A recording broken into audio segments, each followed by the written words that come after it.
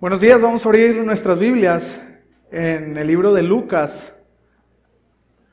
Lucas capítulo 16.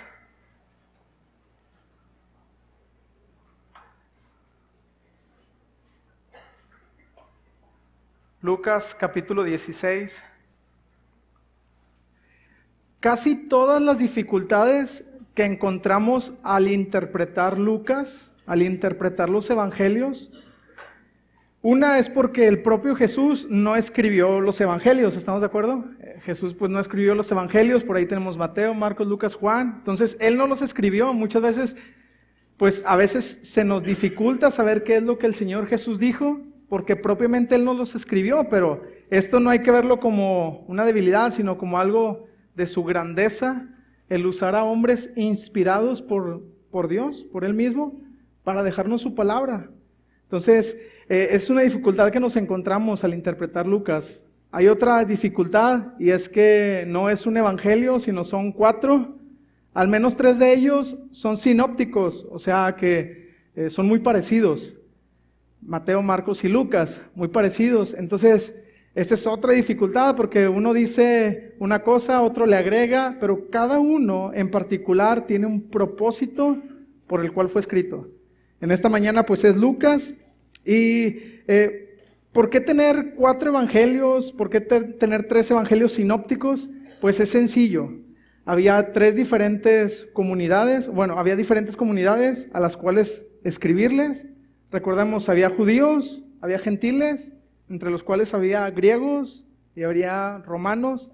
Entonces, había por ejemplo, había diferentes idiomas. Entonces, esto ya probablemente no podían usar el mismo libro porque eran diferentes idiomas, había diferentes costumbres también. Entonces, pues bueno, ahí están esos evangelios. Pero el que vamos a ver, el que hemos estado viendo es el evangelio de Lucas, ¿verdad?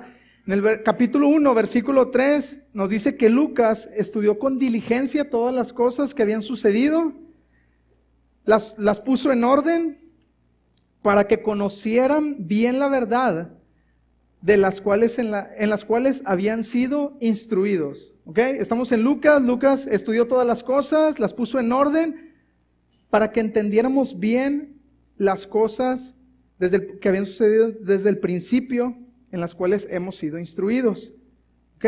En el capítulo 15, o sea, la semana pasada, hace 7 días, en el capítulo 15, vimos 3 parábolas. ¿Ok? Vimos 3 parábolas. La primera, la oveja perdida. La segunda, la moneda perdida. Y la tercera, el hijo pródigo. ¿Okay? Estas 3 parábolas tenían unas cosas en común. ¿Okay? Estas 3 cosas, lo primero es que algo se había perdido. La oveja se había perdido, la moneda se había perdido y un hijo se había perdido. ¿Okay? Después fueron encontrados estas 3 cosas y este tercer hijo. Fueron encontrados y posteriormente dice la Biblia que hubo gozo. Muy bien, hay 3-4 personas que sí vinieron la semana pasada. Hubo gozo, ¿ok? Jesús les dice a sus discípulos, ustedes siempre están conmigo, todo el tiempo están conmigo. Así que cuando un pecador se arrepiente y se acerca, se deben gozar y no ser como los fariseos. Que estos fariseos casi llegaba un pecador y dice, sáquenlo, es pecador. El Señor Jesús dice, espérate, ¿y tú? también salte, ¿no? Pero la cuestión no era que se salieran, sino que el Señor Jesús les abría los brazos a los pecadores que venían arrepentidos de sus propios pecados. Hoy en día, aprendíamos la semana pasada, que la tarea de buscar y hallar lo que estaba perdido debe ser de gran regocijo en todos los que pertenecemos al reino de Dios.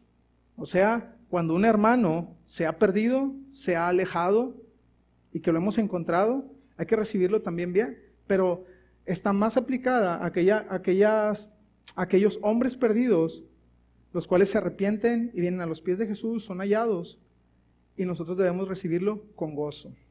Amén. Usted ha tenido, esto es lo que veíamos en el capítulo 15. Ahora, el capítulo 15 termina con la parábola del hijo pródigo. ¿ok? El hijo pródigo. Y parece que ya empiezan los problemas de dinero. Está el hijo pródigo, va con su papá, con su padre, y le dice, padre, dame todos los bienes que me corresponden. Entonces dice, yo los quiero hacer uso de ellos, se los pide, el padre se los da, y dice que él se va y los malgasta por ahí, hasta que se queda sin nada. ¿Okay? ¿Usted tiene problemas de dinero? Algunos sí, otros no. Algunos de ustedes tienen un sinónimo. ¿Alguno de ustedes tiene cuenta con Coppel, con FAMSA? Bueno, ¿problemas de dinero? Bueno, los problemas de dinero están desde aquella época.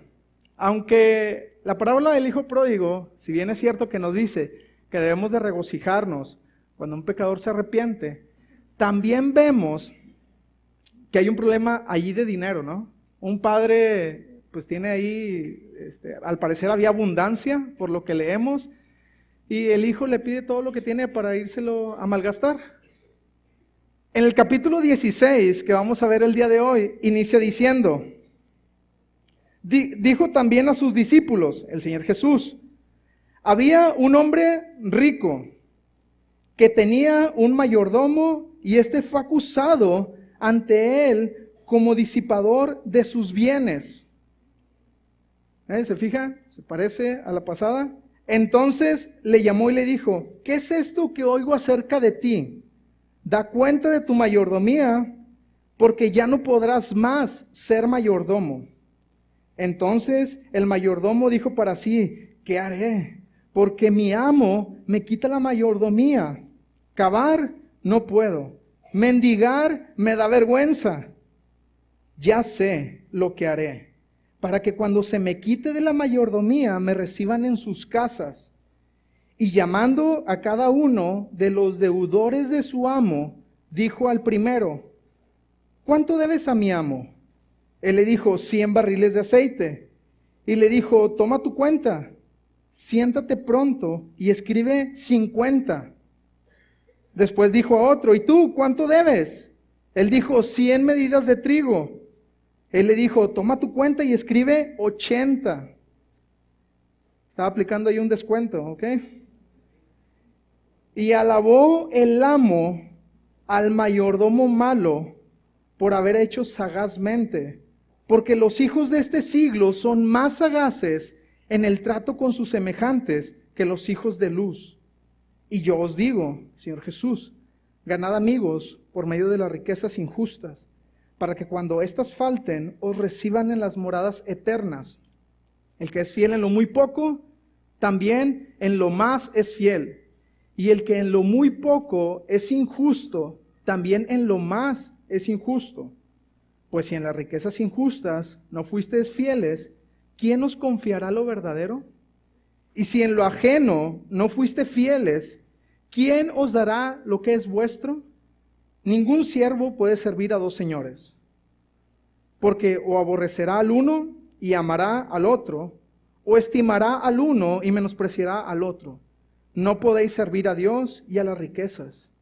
Y oigan también todas estas cosas, oían también todas estas cosas los fariseos, que eran ávaros, y se burlaban de él. Entonces les dijo, vosotros sois los que os justificáis a vosotros mismos delante de los hombres, mas Dios conoce vuestros corazones, porque lo que los hombres tienen por sublime delante de Dios es abominación. Más específicamente en el capítulo 16 que acabamos de leer, la primera parte. Bueno, el capítulo 16 en todo su contenido nos muestra en distintas formas la necesidad que tienen los discípulos de ser sabios y generosos con los recursos que Dios les ha dado. Eso es lo que aprendemos en todo el capítulo 16. Más específicamente, en la parábola que acabamos de leer, en la parábola del mayordomo infiel o corrupto, nos muestra la necesidad que tienen los discípulos hacia la fidelidad y sabiduría en el manejo del dinero. ¿Okay? Si usted todavía tiene dudas, esta parábola habla de dinero. ¿Okay?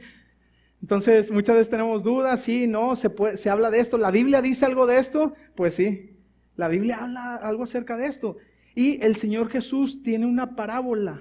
Y es precisamente esta que acabamos de leer. Tenemos una proposición en esta mañana. Una proposición. Sale incompleta.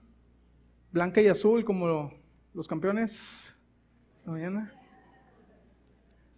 Proposición. Por cuanto Dios me ha provisto de todo lo que tengo y le pertenece, ¿ok? Otra vez. Por cuanto Dios me ha provisto de todo lo que tengo y le pertenece, yo debo ser un siervo fiel y sabio con los recursos que ha puesto a mi cargo para mostrar su gracia y amor. Amén. Por cuanto Dios me ha provisto de todo lo que tengo y le pertenece, yo debo ser un siervo fiel y sabio con los recursos que ha puesto a mi cargo para mostrar su gracia y amor.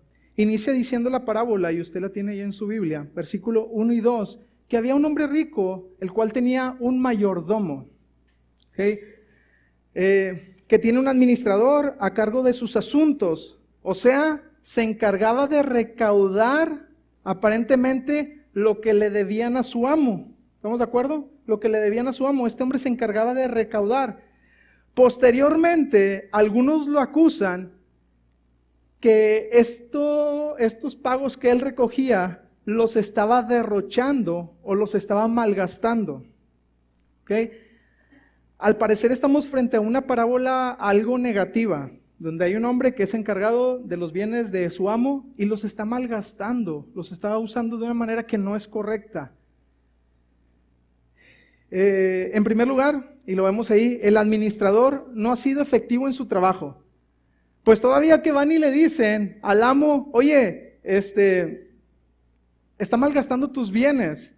Prácticamente el mayordomo se está delatando cuando más adelante no haya qué hacer, porque sabe que están hablando de él y que su mayordomo que su amo ya le vino a pedir cuentas. Entonces nos estamos dando cuenta que el administrador no ha sido efectivo en su trabajo. Segunda cosa que vemos en los primeros 2 versículos, que por alguna razón que tampoco sabemos, el amo le cree a las personas que le han venido a decir que su mayordomo está tirando el dinero por ahí. Porque ¿qué es lo que hace el amo? Va y le pide cuentas.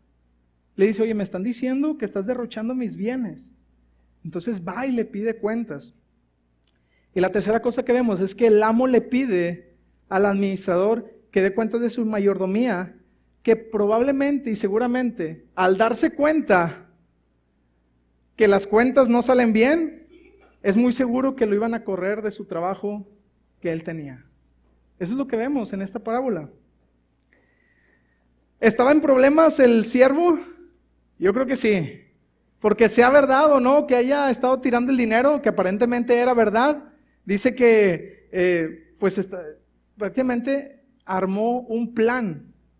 Eso lo vemos en el versículo del 3 al 7, usted lo tiene ahí en sus Biblias. Dice, ante la perspectiva de verse en la calle, o sea que ya lo iban a correr a esta persona, el administrador se plantea sus opciones y arma su plan. Lea bien esos versículos.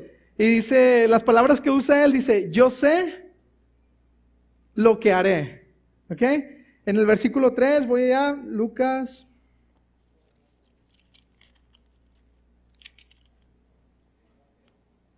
Dijo, versículo 3, entonces el mayordomo dijo para sí, ¿qué haré? Porque mi amo me quita la mayordomía. Cavar no puedo, mendigar me da vergüenza.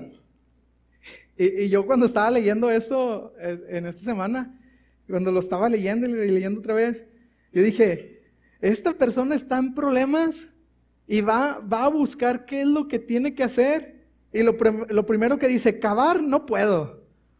No sé si no quería trabajar o en realidad estaba imposibilitado para trabajar, pero dice, cavar no puedo. Y yo, bueno, está bien, no puedes. Segunda cosa que dice, mendigar Me da vergüenza y dije, no, pues no quiere hacer nada este hombre, no quiere trabajar, no quiere acabar. Probablemente porque era el que se encargaba de recaudar el dinero de los demás y ahora lo iban a ver trabajando y cavando por ahí. Probablemente no podía, estaba imposibilitado, no lo sabemos. Pero dice, bueno, pues mendigar. No, pues mendigar también me da vergüenza. Y yo estaba pensando, no, este compadre ya está frito. Pero fíjense que no. Hay una tercera cosa. Pero este hombre fue sagaz. Este hombre fue sagaz. Considerando sus opciones, las opciones que él tenía, desarrolló un plan, cuya meta simplemente era quedar bien con los deudores de su amo, para que estos le ayuden más adelante. Qué inteligente salió este muchacho, ¿no? Dijo, trabajar, no voy a trabajar. Mendigar me da vergüenza. Bueno, ¿qué puedo hacer? Ya sé. Quedar bien con los demás que le deben dinero para ver si así después me reciben en sus casas. Digo, esa respuesta jamás me hubiera ocurrido a mí, quizá me falta un poco de maldad, no sé, pero a esta persona se le ocurrió y pone el plan en marcha. Ustedes lo leen. Y se puso a trabajar, aunque no quiso. Dice que primeramente se reúne, ¿no?, con los recaudadores para inventariar sus saldos. Y le dice uno, a ver tú, ¿cuánto le debes? ¿Cuánto le debes? No, pues 100 barriles de aceite, que vienen siendo aproximadamente ahí como 3,000 litros, 3 años de trabajo. Dice, ¿sabes qué? Siéntate y no escribe 100, escribe 50% de descuento, el buen fin, ok. Escribe 50, aquí está, ya está, vámonos. Dice otro, y vino otro, y dice, ¿cuánto le debes tú? 100 medidas de trigo. Aparentemente también era mucho, 40 hectáreas de cultivo, no sé cuánto es, así que entre 8 y 9 años de trabajo. ¿Usted se imagina? Y le dice, pues tú siéntate y escribe 80. Y le hace otro descuento. Hecho esto, el administrador ha actuado en vista del futuro y está ahora preparado para hacerle frente al despido que seguramente le dará su patrón. Inteligente, ¿no es cierto? Aparentemente. Hay un versículo que a mí me saca completamente cuando lo estaba leyendo de lo que estaba estudiando. Y dice el versículo 8.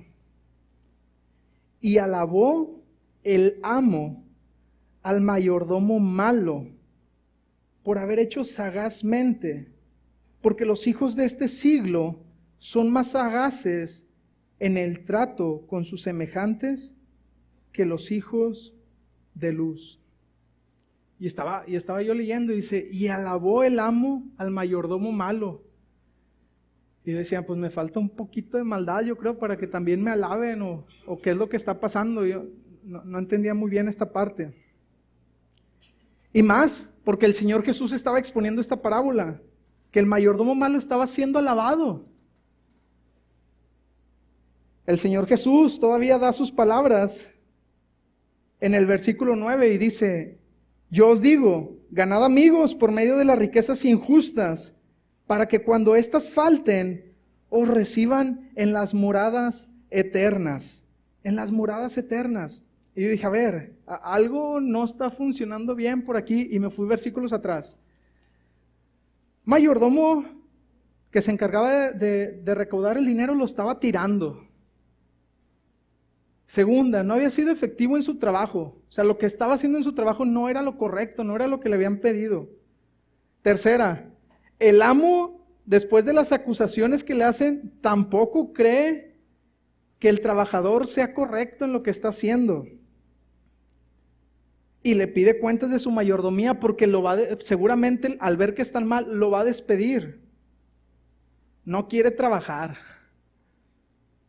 Le da vergüenza mendigar.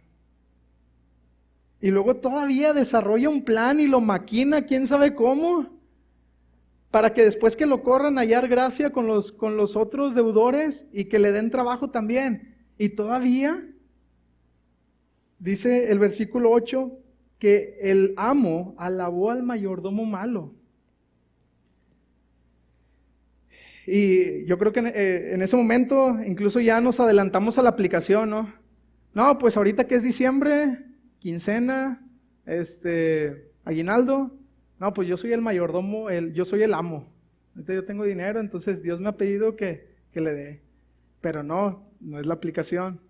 O quizá nos podemos poner en el lado del mayordomo y decir, oh, es que eso que hace el mayordomo, eso perpicaz y estar a la mera onda y el bien colmilludo, pues yo también. Pues no es precisamente la aplicación de esta parábola. Le llamamos el mayordomo de experiencia, ¿no? Quizás soy el mayordomo porque ya tiene experiencia para resolver las cosas, pero precisamente eso no es lo que quiere decir esta parábola. Aunque el administrador, el mayordomo, había ya actuado de una manera deshonesta, una manera que no era correcta, el reducir el monto de las facturas a estas personas que les dice, ¿cuánto le debes? 100, bueno, escribe 50. ¿Tú cuánto debes? 100, escribe 80. Es muy probable que solo estaba rebajando la parte de su comisión, la parte que le tocaba a él, la parte que le iban a pagar a él. Es lo más seguro lo que estaba haciendo, con la esperanza de que más adelante esto le abriera las puertas, pero ya no le estaba robando a su amo. Jesús no elogió la manera mala, la manera de actuar mala de esta persona. Más bien lo que el amo elogió es su creatividad y su capacidad de prever sus necesidades futuras y actuar con sagacidad y con rapidez. Porque ni siquiera nos dice que pasó mucho tiempo en que juntara a los deudores para rebajarles la deuda.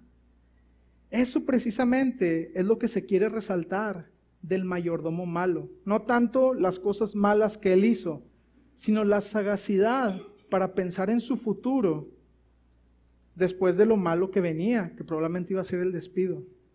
Versículo 9, vamos a ver las palabras de Jesús después de haber visto esta parábola.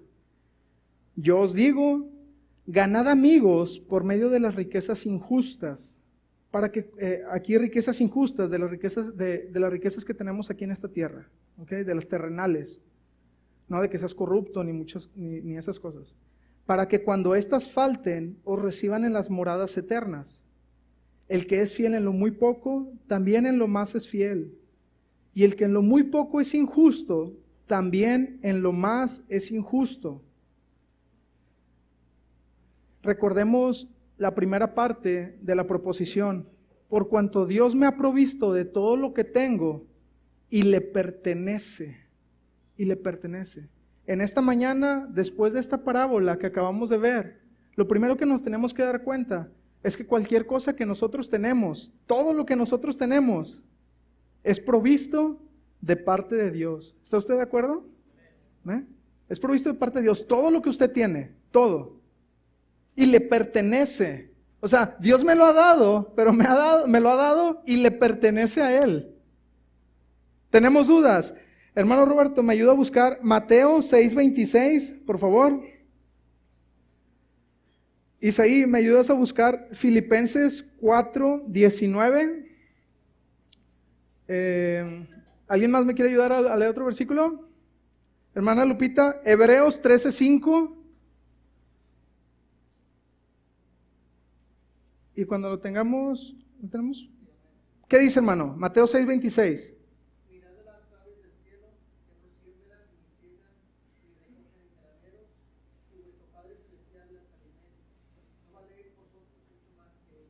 ¿No valéis vosotros mucho más que ellas, hermanos, para que Dios tenga de su provisión para darnos a nosotros? Amén. ¿Está usted de acuerdo en que Dios provee todas las cosas que tenemos? Amén. Filipenses 4:19, ¿qué dice? Y Dios pues suplirá todo lo que os falta conforme a sus riquezas en gloria en Cristo Jesús. ¿Es verdad? Amén. ¿Usted con su vida ha experimentado la provisión de Dios? Esa pregunta quizá está mal hecha, porque yo creo que todos hemos disfrutado de la provisión de Dios, pero quizá la pregunta es, ¿usted se ha dado cuenta que el que le provee todos los días y a cada momento es Dios? Que esos tenis que usted trae ahorita, que esos zapatos que trae ahorita han sido provisión de Dios. Ese vestido que usted tiene, Dios lo ha provisto. Ese hogar en el cual vive usted, Dios se lo ha provisto a usted. Amén. Poco o mucho, Dios no dice eso. Eso ha sido provisto para nosotros. Hebreos 13:5, ¿qué dice?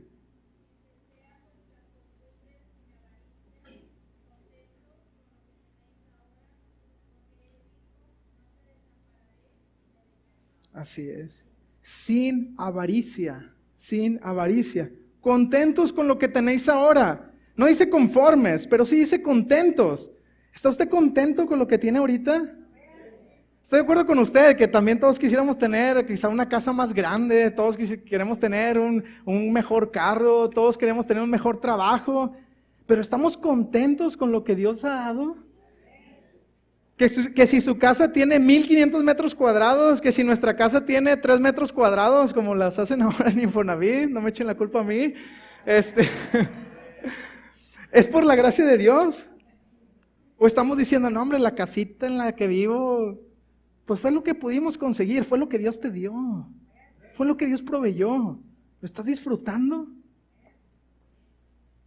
No, es que Dios ahorita no me ha dado carro. Y bueno, ¿y qué sí te ha dado? Tenemos vida, tenemos salud, tenemos ropa, tenemos vestido, tenemos alimento. Gracias a Dios no veo aquí a nadie sin ropa. Todos tenemos ropa, Dios ha provisto de ropa. Es que es la única que tengo, bueno, pues lávela ahí, ¿no?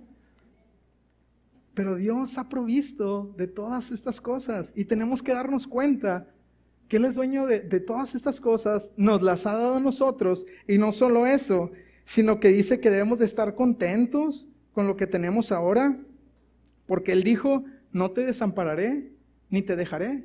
Él está cumpliendo su promesa, Él está cumpliendo con lo que Él dijo. Yo creo que ya nosotros somos los que debemos de trabajar en esto. También leíamos que Dios suplirá todo lo que os falta también, conforme a sus riquezas, conforme a sus riquezas. Es muy fácil ver qué nos falta, es muy fácil, pero yo le invito a que veamos lo que sí tenemos y que lo veamos de dónde viene y que viene de parte de Dios. Porque también dice Mateo 6, 31 al 33, no os afanéis, pues diciendo, ¿qué comeremos o qué vestiremos? ¿Qué comeremos o qué beberemos o qué vestiremos? Porque los gentiles buscan todas estas cosas. Pero vuestro Padre Celestial sabe que tenéis necesidad de todas estas cosas. Y nos dice, mas buscad primeramente el reino de Dios y su justicia. Y todas estas cosas os serán añadidas. Lo primero que tenemos que darnos cuenta es que todo lo que tenemos proviene de Dios. Todo proviene de Dios. Y no solo eso, sino que también le pertenece a Él. Amén. Que también le pertenece a Él. Estoy hablando de la casa que usted tiene. Sí, estoy hablando de la casa que usted tiene. La Biblia lo está haciendo. Que lo que tú tienes sea para Él. Es de Él también. Estoy hablando del carro que tienes. Sí, estoy hablando del carro que tienes. Que no es tuyo, es de Dios. Estoy hablando del dinero que está en tu cartera. Sí, estoy hablando del dinero que está en tu cartera. Porque no es tuyo. ¿De quién es? Es de Dios. Es de Dios. Estamos hablando de todos los recursos, de todo lo que Dios nos da. Porque cuando no reconocemos que es Dios el que nos da eso, mucho menos se lo vas a querer regresar. Porque no entiendes que lo que te está pidiendo es de Él. Pero cuando tú entiendes que lo que tienes no es tuyo, sino que es de Dios, no te cuesta nada regresárselo y ponerlo a sus manos. No te cuesta nada, nada. Por eso, en primer lugar, yo debo ser un siervo sabio. Un siervo sabio. La sagacidad de los hombres de este mundo consiste en llevar sus negocios de tal manera que les rindan beneficios seguros y duraderos. ¿Ok? Si usted le pregunta a un empresario qué va a hacer con un peso, lo va a invertir para que le dé 2. ¿Qué va a hacer con esos 2 pesos? Lo va a invertir para que le dé 4. ¿Qué va a hacer con esos 4? Lo va a invertir para que le dé 8. porque buscan negocios seguros y duraderos. Soy arquitecto, en el trabajo, de repente llega un cliente, y llega el cliente. Oye, aquí está el cliente, atiéndelo y está bien. Bueno, está bien. Y ya llega el cliente y le digo, bueno, mire, ¿sabe qué? Esta casa tiene la mejor vista de todo el fraccionamiento. La mejor. La terraza más grande para hacer sus fiestas, el jardín más grande, tiene alberca y tiene elevador. Así que usted va a hacer lo que quiera en esa casa. No necesita nada más. Mire, ¿sabe qué? Las ventanas están orientadas de tal manera que los vientos dominantes entran por estas ventanas, refrescan la casa y continúan su camino. ¿Sabe qué? También tiene el diseño considerando el asoleamiento, que su casa no se va a calentar, o al menos se va a calentar más que las de al lado, ¿ok? Pero está considerado también. Cuando llega esta persona y dice, yo quiero saber cuánto cuesta, y quiero saber que si la vendo, cuánto dinero me va a dejar. Sí, está bonita la casa, tiene alberca, tiene esto y lo otro, pero yo quiero saber cuánto me va a dejar. Y le dices, ok, la casa vale $1, y si usted la vende, le va a dejar 5. Dice, no, sí, dámela. ¿Ok? Porque están viendo cuánto les va a dejar cuando la vendan en un futuro. Y están actuando con sagacidad porque están invirtiendo su dinero y lo ven de esa manera. La prudencia y sagacidad de los creyentes, de nosotros, consiste en hacer tal uso de las riquezas que tenemos que los beneficios adquiridos por estas riquezas perduren para el futuro. ¿Dentro de 10 años? No, para que perduren en aquel futuro. Esa es la diferencia, eso es lo que nos hace diferentes a las personas de afuera. Y también por eso es cierto que el Señor Jesús dice que de esa manera son más sagaces que los hijos de luz. Pues sí, porque ellos están pensando aquí, en cortito, pero nosotros debemos de pensar en las riquezas eternas también. Además de las de aquí, claro, en las riquezas eternas. Así que, sea poco, o sea más o menos, o sea mucho lo que Dios te ha dado, tienes que saber que no es tuyo, sino que es de Él. ¿Y usted se acuerda de aquella parábola en donde a aquel siervo le dieron cierta cantidad, la fue y la escondió y no hizo nada? Bueno, en esta parábola precisamente nos dice, ¿admiran la sagacidad de este hombre? De pensar en su futuro y de invertir ahora nosotros en lo celestial. Eso es lo que nos está enseñando esta parábola, que los recursos que nosotros tenemos no son nuestros, son de Dios, y tenemos que ser sabios en la manera en cómo las vamos a usar para un bien futuro. Y estoy hablando celestialmente. ¿Cuántas veces hemos visto que el dinero tiene la capacidad de distorsionar los valores de las personas? Estos deberían ser utilizados de modo generoso y útil para el reino de Dios. En este mundo, y no voy a hablar mal de nadie, pero usted llega a alguna institución, no digo de cuál, llega usted y dice, oye, necesito este papel, ¿cuánto me cuesta? Y dice, bueno, pues aquí en la institución te cuesta $50, pero si tú me das 100, pues te lo saco en menos tiempo. Tiende a distorsionar los valores el dinero. Este dinero, estos recursos deberían ser utilizados de modo generoso por nosotros y útil para el reino de Dios. Cuando llegue el fin y no haya más dinero, aquellos que hayan analizado bien su futuro, que hayan invertido en las cosas celestiales, habrán actuado sabiamente con los recursos que Dios les ha encomendado. Hay un ejemplo en la Biblia. Vamos a Lucas 19. Todos conocemos a este hombre. Este hombre se llamaba Zaqueo. Lucas 19, versículo 1. Habiendo entrado Jesús en Jericó, iba pasando por la ciudad, y sucedió que un varón llamado Zaqueo, que era jefe de los publicanos y rico, procuraba ver quién era Jesús, pero no podía a causa de la multitud, pues era pequeño de estatura. Y corriendo delante subió a un árbol sicómoro para verle, porque había de pasar por ahí. Cuando Jesús llegó a aquel lugar, mirando hacia arriba, le vio y le dijo: Zaqueo, date prisa, desciende, porque hoy es necesario que pose yo en tu casa. Entonces él descendió a prisa y le recibió gozoso. Al ver esto, todos murmuraban diciendo que había entrado a posar con un hombre pecador. Otra vez lo mismo.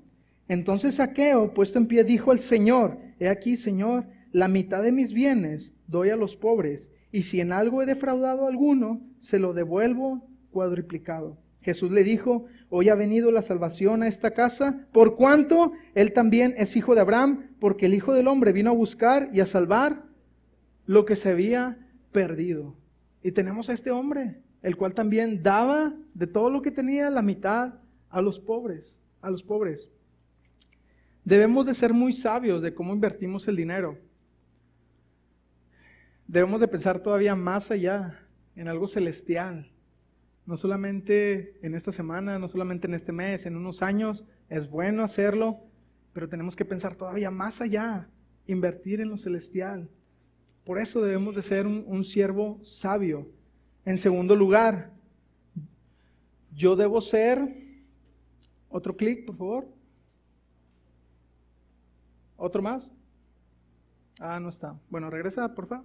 Ahí nos quedamos en la verdadera riqueza. Yo debo ser un siervo fiel. Versículo 10 nos dice ahí en Lucas 16. El que ha demostrado que es fiel en lo muy poco, también lo será en lo más fiel. Y el que en lo muy poco es injusto, también en lo más es injusto. Pues si en las riquezas injustas, las riquezas terrenales, no fuisteis fieles, ¿quién os confiará lo verdadero? Y si en lo ajeno no fuisteis fieles, ¿quién os dará lo que es vuestro? Una pregunta, hermanos. Usted ahí autoevalúese. ¿Somos egoístas o somos generosos en la utilización de nuestros recursos? ¿De qué manera invertimos para el reino de Dios? Para el reino de Dios. Si no somos capaces de administrar responsablemente lo que se nos asigna terrenalmente, ¿quién nos dará lo que es verdaderamente nuestro? Según el versículo 13 que tenemos aquí, en este mundo las personas hemos de hacer frente a una decisión fundamental con respecto a las riquezas y nuestro servicio a Dios. Estamos hablando de que en este caso era un mayordomo, pero nosotros que somos del Señor, somos un siervo fiel. Esperemos que seamos un siervo fiel. Alguien que se le ha encomendado algo, que se le ha dado algo, ¿ok? Y que lo invierte también para Dios. ¿Un siervo rinde cuentas a su amo? ¿Sí? Algún día rendiremos cuentas. Algún día rendiremos cuentas. Y veremos cómo hemos administrado bien los recursos míos. No, los recursos que Dios nos ha dado, los cuales ya le pertenecen a Él.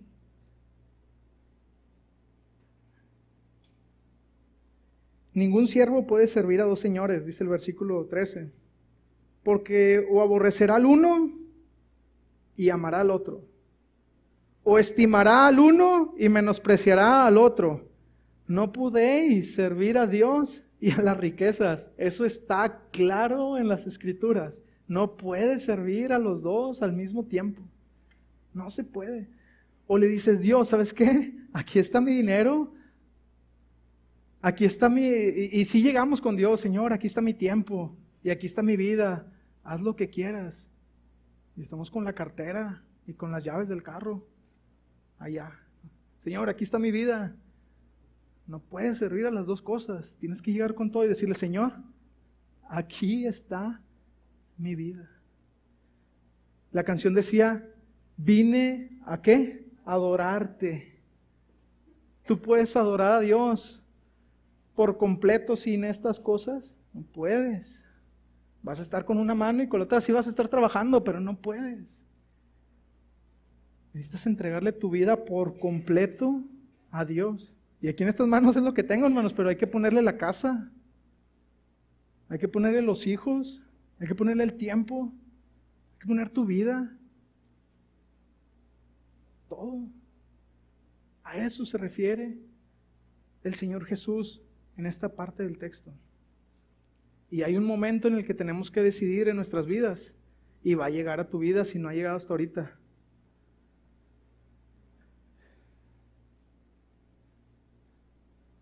Hermanos, necesitamos una casa para el grupo 13. ¿Quién pone su casa? No, es que... Y luego me ensucian mi alfombra de 3,000 pesos. Entrégale tu alfombra al Señor y tráela a sus pies. No, porque luego me ensucian mi casa y ¿quién me la limpia? No, es que cavar no puedo. Igual.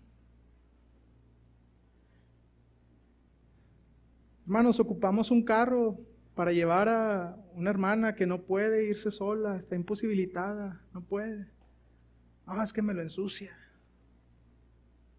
¿De qué estamos hablando, hermanos? Es que se me gasta. No podéis servir a las dos cosas. O sirves a las riquezas terrenales o sirves a Dios. No puedes hacer las dos cosas. Te aseguro, hermano, que cuando esto lo damos casi por hecho, hermano. Cuando tú pones tu dinero, tu casa, tu carro, lo que tienes, estás entregando ya tu vida y no tienes que decirle ya nada más a Dios. El Señor se da por entendido que estás entregando todas esas cosas y dice, tu vida aquí está conmigo. Pero muchas veces hacemos al revés.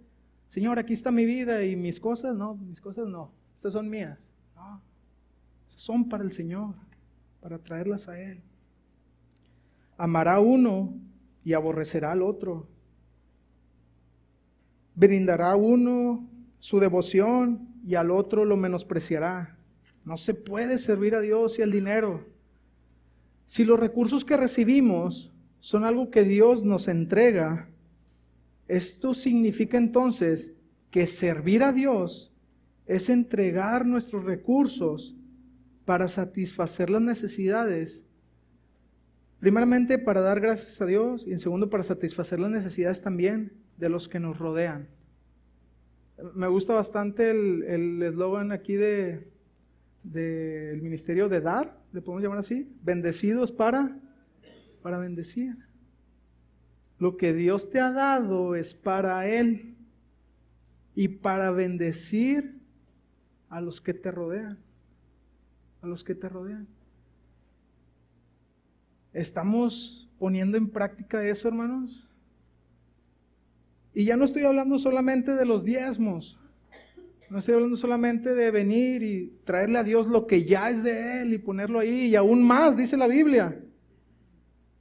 Ahí está el ministerio y ahí está la cajita, y ahí la vemos sola muchas veces. Debemos de poner ahí, hermanos, invertir en lo celestial, en lo celestial. El punto de esta parábola, repito, en ningún momento es elogiar al siervo malo por sus despilfarros, sino que fue prudente en considerar lo que requería el futuro. Miramos un capítulo atrás y si bien es cierto que la parábola del hijo pródigo quiere decir del gozo en lo que se había perdido, no podemos dejar escapar que el hijo pródigo no previno los gastos futuros. Dice que llegó un punto en que se le acabó el dinero, ¿no es cierto? Y a trabajar, y se puso a trabajar. Y como que no le gustó y dijo, muchos jornaleros en la casa de mi padre tienen abundancia de pan y yo aquí perezco. Y regresó porque no consideró lo futuro. En esta parábola el Señor Jesús menciona esto. Jesús desea estimular en sus discípulos un carácter que refleje la integridad, la generosidad y la gracia de Dios por medio de las riquezas terrenales. ¿Otra vez? Jesús desea estimular en sus discípulos. Tenemos la parábola, nos regresamos. Está el Señor Jesús, están sus discípulos y les dice esta parábola. El Señor Jesús, al contarles esta parábola, lo que desea es estimular en ellos un carácter que refleje la generosidad y la gracia de Dios por medio de las riquezas terrenales, las riquezas que tenemos aquí. El texto nos dice que mientras el Señor Jesús le enseñaba estas cosas a sus discípulos, había otras personas que estaban por ahí. ¿Quiénes eran? Versículo 14. ¿Quién lo lee?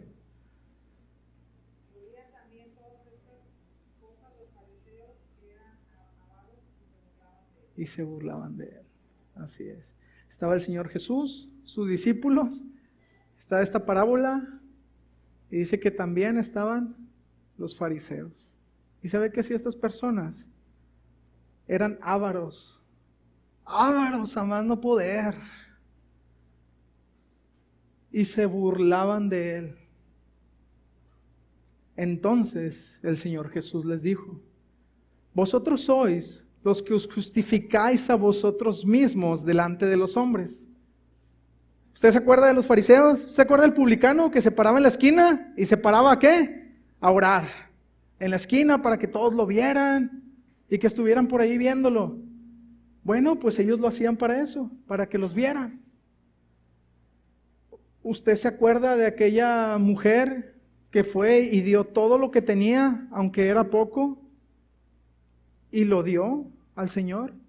Y dice que después también llegaron otros hombres y ahí derramaban todo lo que traían. Pero dice que Dios agradó más de lo que dio esta mujer que de todo lo que dieron los demás. Dice este versículo: mas Dios conoce vuestros corazones, porque lo que los hombres tienen por sublime, el ver que todo lo que dan y todo eso, delante de Dios es abominación. Abominación. El que conoce todo esto es el Señor. Es el Señor.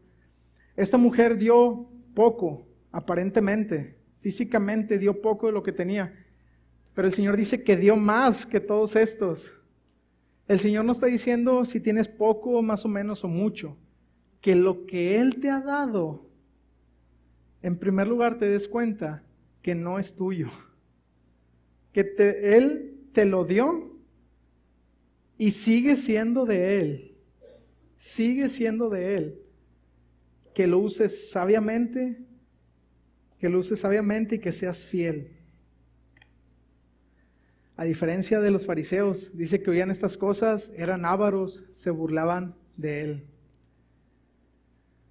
A diferencia de los fariseos, los seguidores de Cristo no debemos ser amantes del dinero, ni de los recursos que Dios ha provisto. La responsabilidad que Dios asigna a sus discípulos sí tiene implicaciones éticas y también implica un estilo de vida generoso, el cual demuestre la gracia de Dios. ¿Por qué fue salvo usted, hermano? Efesios 2:8, porque por gracia sois salvos por medio de la fe. Y esto no de vosotros, pues es un don de Dios, no por obras, para que nadie se gloríe, no por lo que haces, sino por la gracia de Dios. Lo que tú das, ¿Dios lo ve bien por lo que tú haces? No. Lo haces para demostrar la gloria de Dios, por su gracia. Eso es lo que tenemos nosotros que hacer. Demostrar la gracia y el amor de Dios que Dios nos dio. La responsabilidad que Dios asigna a sus discípulos tiene estas implicaciones. Una pregunta, hermanos: ¿cómo podemos utilizar nuestros recursos y ofrendar sabiamente? Es una pregunta. Ya entendemos la parábola, pero ahora, ¿cómo los utilizamos de una manera sabia? ¿Cómo lo hacemos? El cuerpo de Cristo formó para servir a quienes necesitan conocer a Dios. Hay gente que necesita conocer de la gracia de Dios. Hay gente que necesita conocer del amor de Dios. Hace años, el Señor Jesucristo lo demostró en la cruz. Hoy en día, ¿cómo la gente puede ver este sacrificio? Por medio de usted y por medio de mí. Por mucho tiempo, En la antigüedad, la iglesia era generosa. Y vemos varios ejemplos de cómo el Señor Jesús dice, pues en el Antiguo Testamento se diezmaba, se ofrendaba, traían el becerro gordo, y aquel que traía el débil, pues no era visto con gracia. ¿Por qué hacerlo? ¿Por qué sí hacerlo hoy? Traer lo menospreciable a Dios. ¿Por qué? En la Biblia también vemos que debemos de ser generosos con las viudas. Ahí hay otra oportunidad de ser generosos. ¿Qué más dice, hermanos? ¿Algún otro ejemplo que venga en la Biblia? Con el huérfano, estamos pendientes de los huérfanos. El ministerio de Bendecidos para Bendecir, ahí de repente nos dice la hermana Anita, oye, estamos recaudando esto para las viudas de la iglesia. Amén. Como iglesia se está trabajando en esto. Pero quizás solo sean 5 personas, 10 personas los que realmente están participando de esto. Allí es donde tenemos que invertir, hermanos. Ahí tenemos que invertir. La Biblia también dice, otra manera de ser generoso, dice reconociendo a los que nos presiden en el Señor. Y se abre la oportunidad, hermanos, un regalito para los pastores. 5 personas, 7 personas. No, es que el dinero es mío, te lo guardas en la bolsa. El dinero es del Señor. Lo que tenemos es de Él, es para Dios. De esta manera demostramos una vez más su gracia y su amor. Tengamos cuidado también que cuando demostramos y somos generosos para con los demás, que el que no sea exaltado sea yo, porque entonces seremos como estos fariseos y como estos publicanos, sino que la gracia de Dios sea mostrada para las personas que no lo conocen. Si usted es generoso, que la gracia de Dios sea revelada a través de usted para la persona que lo necesita. Si Jesús nos pide que seamos responsablemente generosos al dar, deberíamos buscar oportunidades para dar, de tal manera que mostremos al menos una pizca de gracia y amor que nos fue dada a nosotros en la cruz de Cristo. ¿Usted ha recibido gracia de parte de Dios? ¿Usted ha sido salvo por la gracia de Dios? Amén. Que sobreabunde, hermanos. Que hay una oportunidad, dé de gracia abundantemente a los demás, sin reproche. Porque así la recibimos nosotros, de Dios. Cuando uno no da es porque no está mirando que ya le dieron. Y hay unos videos de estos en donde a una persona de escasos recursos le dan una pizza y esta persona la comparte con los demás, no le cuesta nada. Y alguien va y le pide y le da, pero de repente va con la gente normal que está ahí comprando la pizza, gente como usted y como yo, oye, me da una rebanada de pizza, no la da y no la da. ¿Por qué las personas que tienen menos sí dan? Son generosos, porque alguien ya fue generoso con ellos y por eso demuestran. Hay que abrir los ojos, alguien ya fue generoso con nosotros, fue muy generoso con nosotros y es generoso con nosotros día con día. ¿Por qué no ser generosos nosotros también con los demás? Para demostrar la gracia de Dios, la gracia de Dios, la cruz de Cristo. Conclusión. Vamos a poner un clic más, creo que viene la proposición, vamos a cerrar con esto. Por cuanto Dios me ha provisto de todo lo que tengo y le pertenece, yo debo ser un siervo fiel y sabio con los recursos que ha puesto a mi cargo para mostrar su amor y su gracia. Ahí está la parábola, hermano. ¿Qué vamos a hacer? ¿Qué hicieron los discípulos? Aprendieron y escucharon lo que el Señor Jesús les habló. ¿Qué hicieron los fariseos? Se burlaron. Ávaros, llenos de avaricia. Y hasta ahí le dejo porque si no me golpean. Tenemos mucho que trabajar en nuestras vidas, ¿no es cierto? La palabra de Dios ha sido expuesta, hermanos, que trabaje en nuestros corazones. Dejemos que el Espíritu Santo, cuando hay una necesidad, nos mueva a dar, nos mueva a ser generosos y no lo paremos. Amén. Vamos a orar. Padre Santo, te damos gracias en esta